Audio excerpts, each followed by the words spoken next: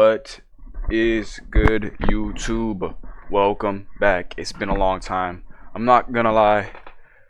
Yeah, I've been uploading like 7 months or something like that, like 6 or 7 months. But yeah, I'm not gonna lie. Trading has starting to look good.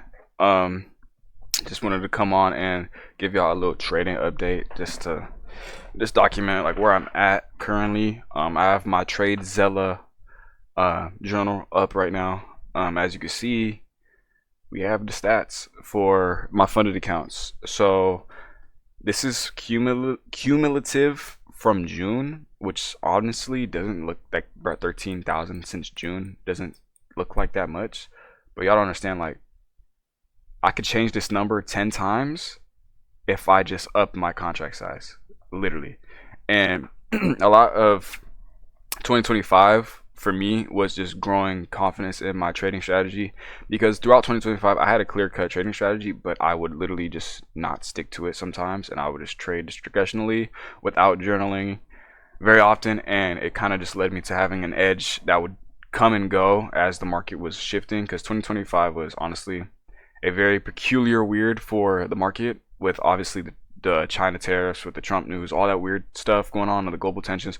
It was weird. It was a weird year, and it took the confidence out of me, like adjusting to the fundamental side of it, and just how just like the market literally just started to move different. And I couldn't adjust for the first 2 quarters of last year. I couldn't adjust, and I was in like an eval jail. I had a couple evals, I blew them, lost them, didn't get any payouts from them, and then I was in eval jail for a while. And then June came around, I passed the eval, and then I got to 2 evals, or sorry, I passed the eval, got 1 funded, and then I got 2 fundeds, 3 fundeds, and then I started copy trading 5 fundeds in October.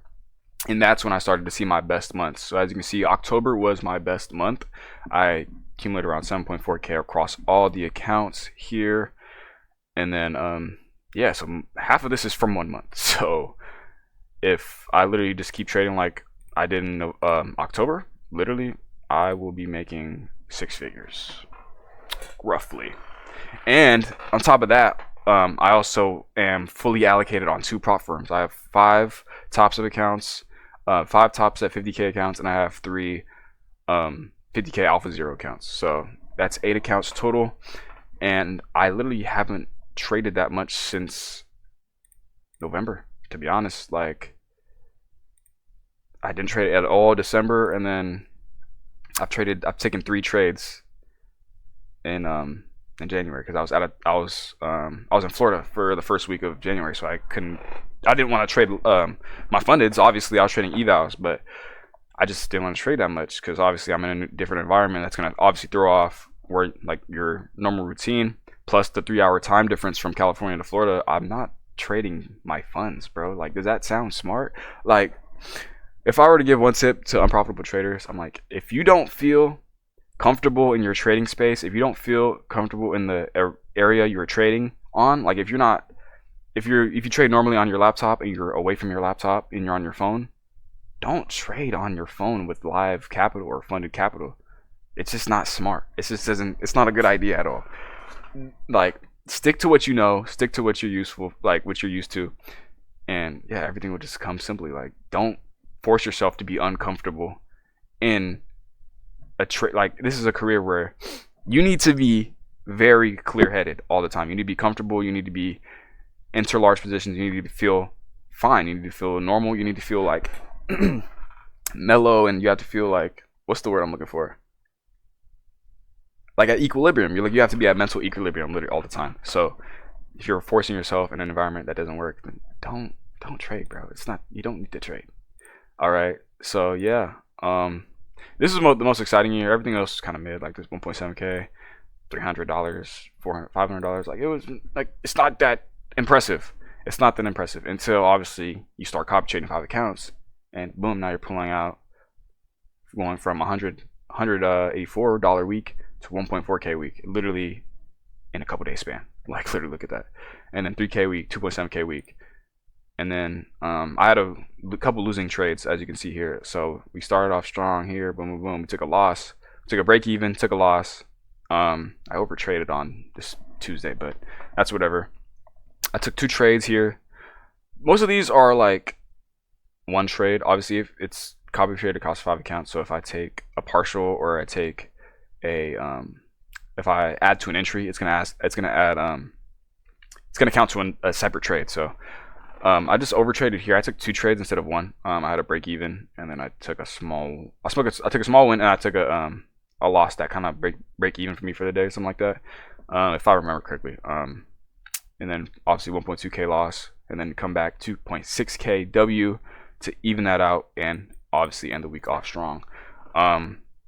So yeah, one thing that I learned in 2025 was risk management and how to position my contract size for my stop loss, just based on how many points my stop loss is and what my target is, just knowing how many contracts I need to enter to feel comfortable with that dollar amount.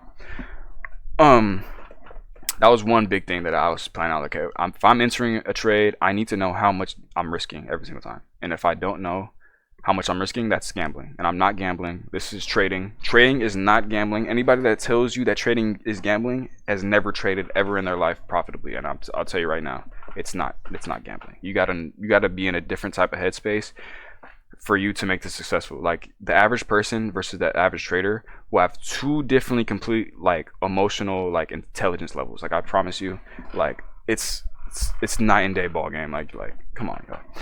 All right, but yeah, just to knock off that rant, 1.6k on this day, boom, boom, boom, then we lose 1k and the week off. Still green, but you know, obviously that eats up into the P&L. And then boom, boom, come back 1.2k a day, 1.2k a day. And then we had the 3 losing streak. So we had 1, 2. Actually, no, I guess we didn't have a 3 losing streak. What day? What month was that? I don't remember. Maybe it was.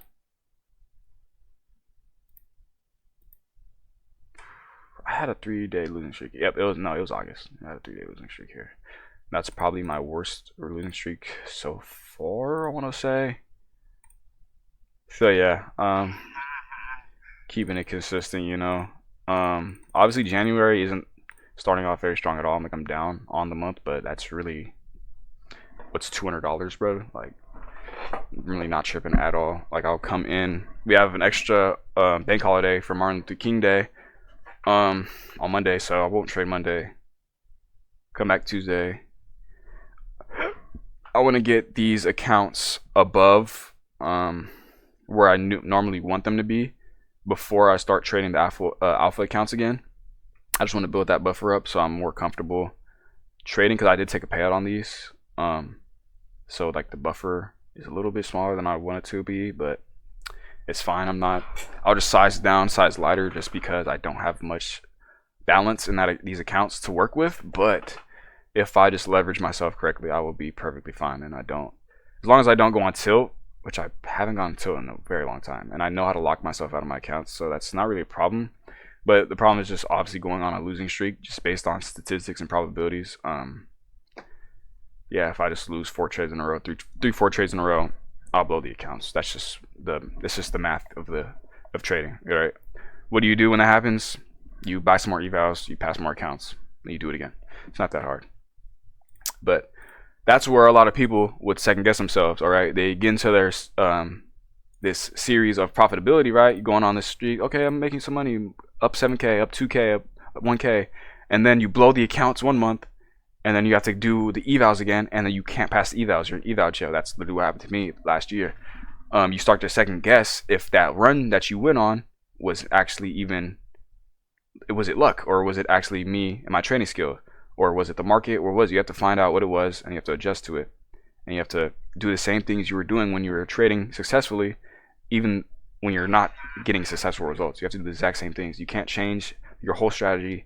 You can tweak a little bit of things. Maybe you can go for less RR just to secure a higher win rate, but you're not going to tweak your whole strategy, and that's what people have to do. And that's why journaling is so good, because you can find out those things through journaling. So obviously, one thing for 2026, one of my goals is to have a higher win rate. I want this win rate to be at least above 65%. I want it no lower than 65%, and I know I can do it because I had a lot of losses last year that were just stupid, and I just shouldn't have even been in the first place. But since I have good risk management, then that those losses don't even really matter at all because my wins counteract them. But obviously, less losses means less, or means more money when you actually, when the losses and the wins balance out in the long run. So want this to get up to 65%. Profit factor, I don't really know what this is. Total profits divided by total losses. Yeah, I want this to be at least, I would say 2.7 to 3, maybe like 2.6 around there. So yeah, I want this to be higher.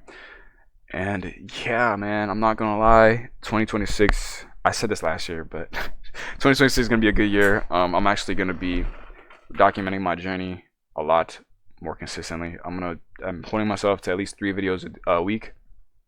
If I do take trades, which I don't take as many trades as I like, I was just trying to get a payout here. I was trying to secure one more winning day for this, so that's why I was kind of spamming trades there. I don't really take more than 3-4 trades a week. There's very rarely days where I do trade consecutively 5 days, take a trade. But honestly, October I was kind of killing. I was feeling it, so why not? You feel me?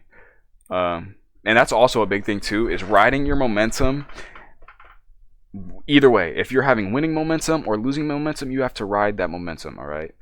And what I mean by that, if you're winning, if you're on a 3, 4, 5, 6 win streak trade, up your contract size just a little bit. You don't have to do a whole mini. Like if you're trading like 5 to 10 micros, right, and you're on a hot streak, maybe you up it to like 12 micros, or you're trading like 10 micros, maybe up it to 11 or 12 micros. Like literally 2 micros in the long run are going to compound a lot in the end. So if you just up, size up a little bit and then size down a little bit if you're losing, and then size up if you're winning.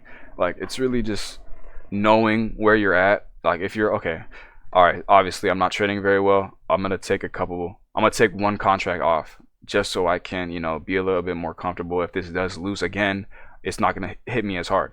And then obviously if you do win, you get your losses back that you just previously had. All right, so that's just where my mind's at with that. And then yeah, I just want to keep keeping things simple. Like I don't really have a complex strategy at all. Like I trade ICT concepts. It's all of a sudden very controversial to trade ICT. All of a sudden, I don't know why they act like ICT, like just because ICT isn't a real trader doesn't mean his concept works.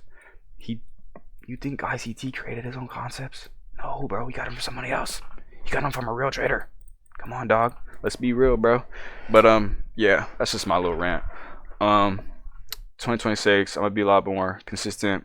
If I do take a trade, I'm gonna obviously have a trade recaps. I'm gonna do some back testing videos. I'm gonna do some psychology videos, and eventually I'll do some education videos. But I'm not gonna do education right now because bro, like I haven't proven myself yet. Like this is only enough to let me leave my part-time job. This isn't enough to retire myself. This isn't enough to put a down payment on a car. This isn't enough to move to a different country. Like this isn't enough, and I want to live a pretty comfortable life, just move where I want to move, be able to afford whatever I want in this economy, even though I don't really care for super luxury things. I just want to be able to, swipe my card or tap my card and not have to like triple check if I have enough money, like that's just where I'm at with this trading stuff. Like it's not really much to it, man. And as I want to close out this video, and I'm just gonna be honest, none of this would have been even possible without my Lord and Savior, Jesus Christ. I just want to make that very clear. All glory to God. I cannot do anything without him at all. Simple as that. So hope y'all enjoyed the video. Make sure y'all like and subscribe.